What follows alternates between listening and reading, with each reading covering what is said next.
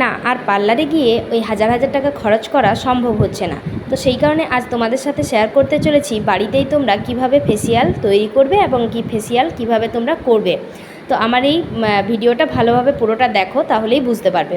তো আমি প্রথমে ভালো করে একটা ফেস ওয়াশ দিয়ে, আমি ল্যাকমির ফেস ওয়াশ ব্যবহার করি, তো সেই কারণে ওটাই দিয়ে আমি ভালো করে গোটা মুখটা একদম ঘষে ঘষে ক্লিন করে নিয়েছি। তো ভালো করে দেখো, তারপরে ধুয়ে চলে এসেছি। তারপরে টক দই নিয়ে নিয়েছি, কিন্তু টক দই আমাদের শরীরের পক্ষে ভীষণ উপকারী, তো সেই কারণে আমি ভাবছি, তোমরা ভাবছো হয়তো আমি খাবো, কিন্তু টক দইটা আমি খাবো না, টক দইটা আমি মাখবো।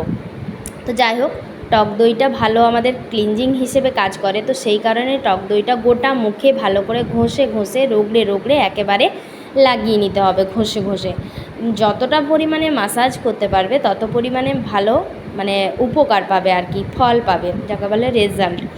তো যাই হোক আর কি, ভালো করে মুখে একদম ঘষে ঘষে রগড়ে রগড়ে টক দইটা আমি লাগিয়ে নিয়েছি।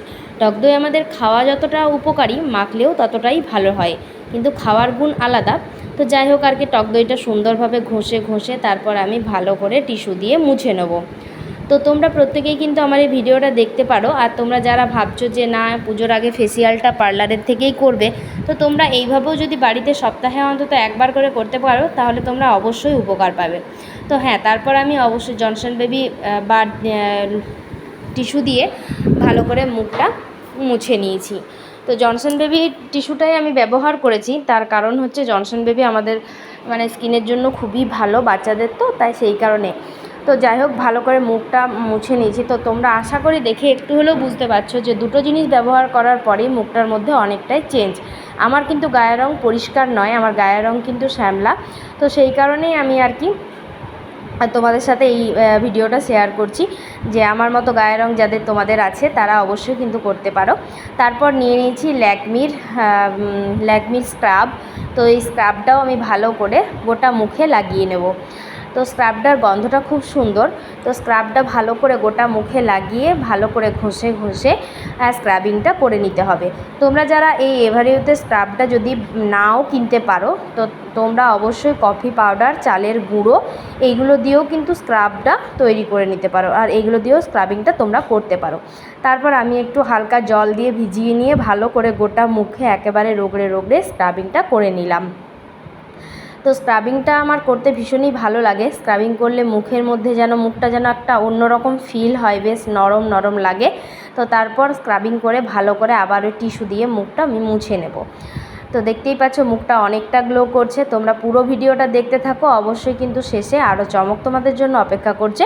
আর যদি আমার ভিডিও ভালো লেগে থাকে তাহলে অবশ্যই কিন্তু পেজটা সাবস্ক্রাইব করতে ভুলো না, আর আমার পাশে থাকা বেল আইকনটি অবশ্যই প্রেস করে আমার ওই ভিডিওগুলো যাতে তোমাদের পেজে আসে, সেই কারণে তোমরা আমার বেল আইকনটি অবশ্যই প্রেস করে দিও।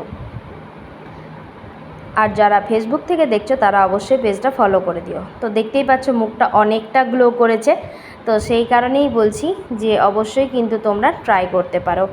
তো যাই হোক, তারপর ভালো করে মুখটা একটু মুছে নিলাম। মুখটা মুছে নেওয়ার পর ঠিক এভারিওতেরই আমি আর একটা পিল অফ মাস্ক সেটা ইউজ করে নেব।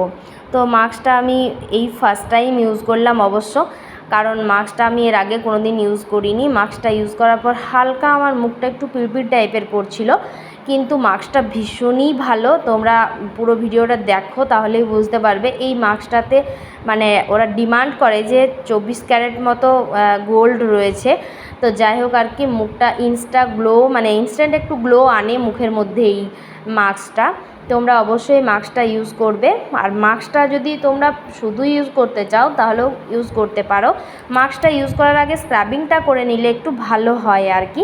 তো যাই হোক, এই মাস্কটা প্যাকে লেখা আছে 15 মিনিট শুকনো হতে সময় লাগে, কিন্তু মিনিমাম 30 মিনিট হলে খুব ভালোভাবে ড্রাই হয়। আর খুব ভালোভাবে ড্রাই না হলে কিন্তু এটা উঠবে না ভালোভাবে। তো যাই হোক, চলো 30 মিনিট ড্রাই করে তারপর আমি ফিরে আসছি আবার। ভালো করে ফ্যান চালিয়ে যা হোক করে তোমরা আর কি মুখটা কিন্তু পুরোটা ক্লিন করে নেবে। তো সুন্দর করে মুখটা শুকিয়ে নেবে। তো শুকনো হয়ে গেছে আমার মুখটা। তারপর ওপর দিক থেকে টেনে কিন্তু তোমরা মাস্কটা অবশ্যই ছাড়াবে। নিচ দিক থেকে কিন্তু কখনোই মাস্ক টানবে না, উপর দিক থেকে মাস্কটা টেনে মাস্কটা ছাড়াবে। দেখতেই পাচ্ছ মাস্কটা তোলার পর একটু অন্যরকম লাগছে ফেসটা। তো যাই হোক পুরো মাস্কটা ভালোভাবে তুলে নেব। আর একটু চুলগুলো যেন না লাগে, চুলে যেন লাগলে কিন্তু তুলতে ভীষণ কষ্ট হয়, অ্যাভয়েড করবে চুলটা তোমরা একটু। তো তারপর সুন্দরভাবে এইভাবে তুলে নিয়ে মাস্কটা আমি একটু মুখটা ধুয়ে নেব, কারণ আমার মুখে অনেক জায়গাতেই লেগেছিল। তো দেখো মুখটা ধোয়ার পর কিন্তু একটা অন্যরকম গ্লো। তারপর একটা ফেস প্যাক আমি তৈরি করে নেব, যেটাতে দিয়েছি আমি টক দই, মুলতানি মাটি, গোলাপ জল আর আমার একদম টাটকা গাছের অ্যালোভেরা জেল। এই সবগুলো দিয়ে কিন্তু সুন্দরভাবে ফেস প্যাকটা তোমরা তৈরি করে নেবে। প্যাকটা কিন্তু প্রচুর পরিমাণে পাতলাও করবে না, আবার মোটাও করবে না। তো যাই হোক প্যাকটা সুন্দরভাবে তৈরি করার পর গোটা মুখে অ্যাপ্লাই করে নেবে। তো অ্যাপ্লাই করার পর ভালো করে ফেসটা কিন্তু শুকনো করে নেবে। শুকনো করে নেওয়ার পর তোমরা ভালোভাবে ধুয়ে নেবে। তো চলো আগে গোটা মুখে লাগিয়ে নিই, তারপর চোখগুলো কিন্তু অ্যাভয়েড করবে, কারণ চোখে সচরাচর আমাদের মানে কোনো জিনিস না লাগানোটাই বেটার। তো যাই হোক ভালো করে একটু পুরো টাইপের করে লাগিয়ে নেবে গোটা ফেসে। তারপর এই রকম শুকনো করে মুখটা ধুয়ে চলে আসবে। তো আশা করি দেখে বুঝতে পারছো যে কতটা পরিমাণে গ্লো হয়েছে। তোমরা যদি এইভাবে সপ্তাহে একদিন অন্তত করতে পারো তাহলে কিন্তু ভীষণ উপকার হয়। তো তারপর আমার কিছু কিছু ব্ল্যাক হেডস হোয়াইট হেডস হয়েছিল, সেইগুলো আমি হালকা করে তুলে নিলাম। এটা আমি অনলাইন থেকে কিনেছি এই হোয়াইট হেডস রিমুভারটা। তো আমার বেশি হোয়াইট হেডস নেই, তো যতটা পরিমাণে ছিল ততটাই আমি একটু ক্লিন করে নিলাম।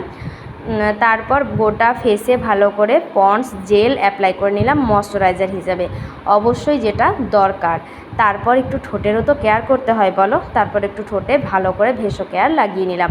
তো তোমরা অবশ্যই কমেন্ট করে দেখে বলো যে কিছুটা হলেও তোমরা উপকার বুঝতে পারছো কি পারছো না। অবশ্যই কিন্তু কমেন্ট করতে ভুলো না বন্ধুরা, আর ভিডিওটা দেখতে অবশ্যই ভুলো না, পুরো ভিডিওটা কিন্তু দেখবে স্কিপ না করে।